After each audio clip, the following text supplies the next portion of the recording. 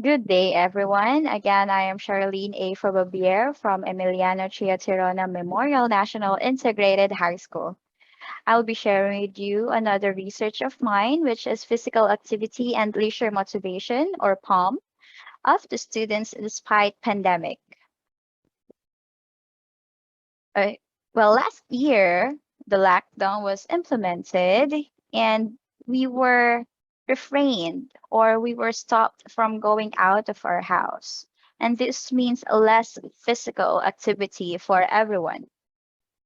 Many researchers have proved that the physical activity of a student improves the academic performance of a student as well. In this study, I would like to know the physical activity and leisure motivation of the student despite pandemic. Well, this would affect the motivation of the students to do physical activities, of course, because of our situation nowadays. We will try to find out what kind of motivation do they still have. My research questions aims to understand the physical activity and leisure motivation of students despite pandemic. And to be able to answer these questions, we have to answer these same. We will have the profile of the students, their gender, age, if they're living with parents and their guardians, the number of people they're living with, and their family monthly income. And do they have physical activity and leisure motivation amidst pandemic? Do they have very high motivation? And what kind of motivation do they actually have despite the pandemic? We need to understand again their motivation to be able to understand them better and to create a more effective and efficient intervention for them.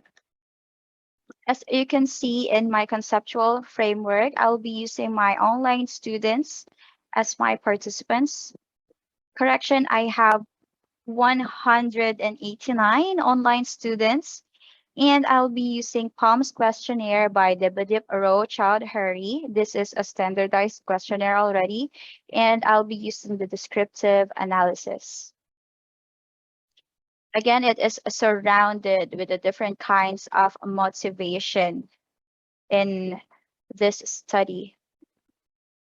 For my work plan, of course, we first have our district colloquium. After that, we will be validating the questionnaire, the reproduction, and administration of the research instrument. Then after that, we're going to analyze the data and present the final paper, hopefully. Okay, so our cost estimate, as you can see here, the highest cost would be the validation of questionnaire. I think the money would go to the food that we have to eat. Of course, food is very important for everyone, for the experts and for the researchers as well.